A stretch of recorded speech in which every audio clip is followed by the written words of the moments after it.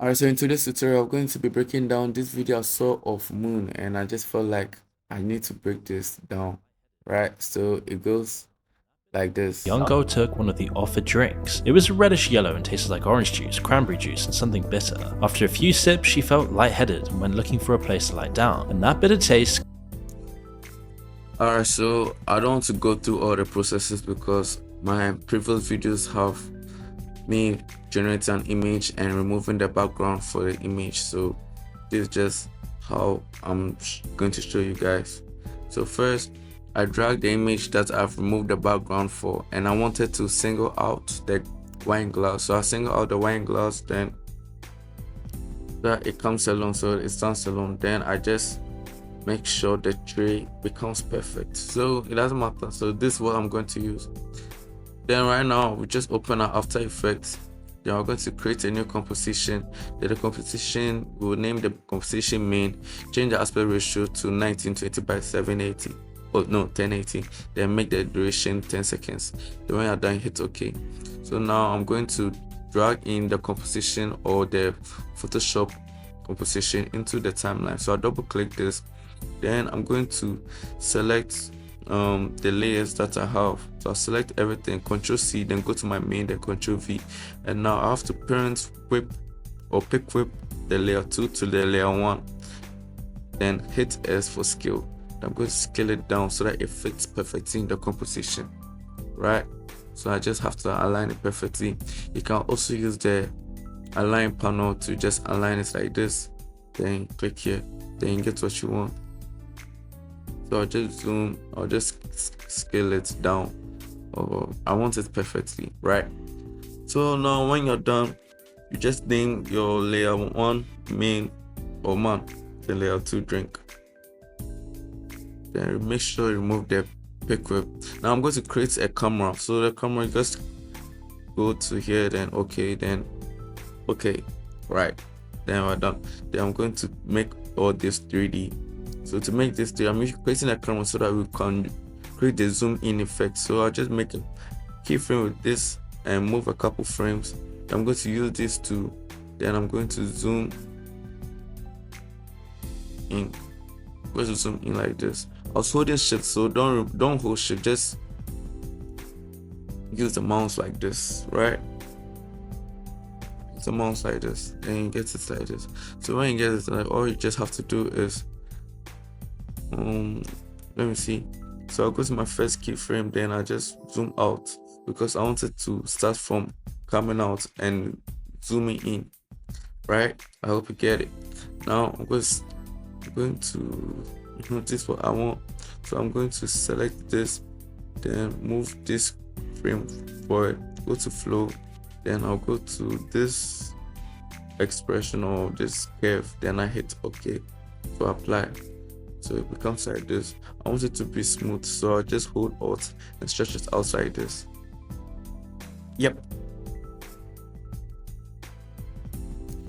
because all right, now this is what this is what I need, and this is what I want. You guys, as you're watching this, you can just subscribe. This is just a quick tutorial. I'm going to be releasing another one very soon, just today, because I'm planning on releasing back to back just for you guys. So in order not to miss, you guys should just subscribe. All right, so I just have to keyframe the drink, right? Then I started from the height, right? So I want to keyframe the Z rotation, so hit R, then make a keyframe for this, then go back and make another keyframe, right? Then move to the right side and tilt it. So I'll tilt it to the left, so -11 is okay. Then select everything, hit F9, or just go to apply with the flow.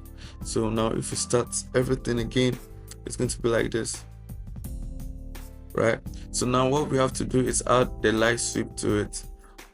Alright, so to add the light sweep, we go to our effect and preset, then we'll type light or CC light sweep. So we'll go here, then turn the rate to 100, then we'll set a keyframe for the center, then we'll move a couple frames forward like this.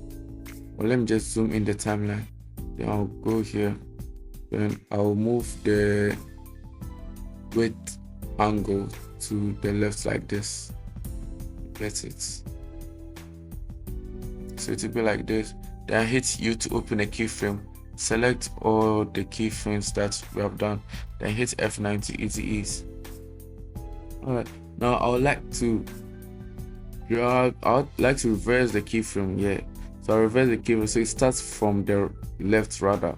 So as it comes up, then it will like you see the shine like this. Yeah, so make sure you align the keyframe perfectly with the position and the Z rotation. Now I'll drag this disco light into our timeline, then hit S for scale. I'm going to scale it up like this so that it comes behind you. Then I would like to add a deep glow to it. So to add a deep glow, I'll just go to first and preset, type deep glow, and that's it. So I think this is okay. Alright, then what am I going to do now? Yeah, so I'm going to add a blur to the mount. So add a blur, I'll just type Gaussian blur, then I'll set a keyframe for the blurriness. So I want it to blur as it zooms in. I'll set a keyframe for the blurriness, move a couple frames, then change the value to 50. Right, then I hit U, select or hit F9 to easy ease, and that's it.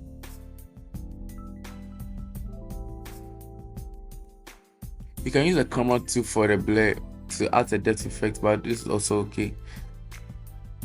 So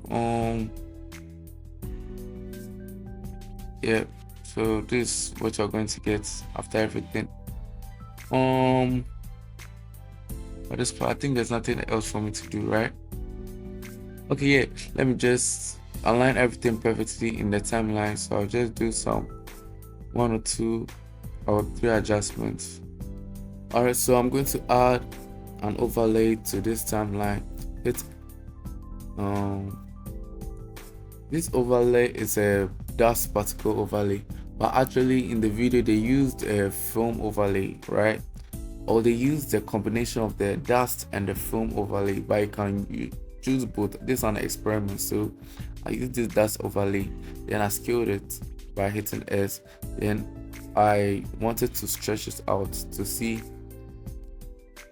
to slow down the movement, so I made it 300 and I hit OK.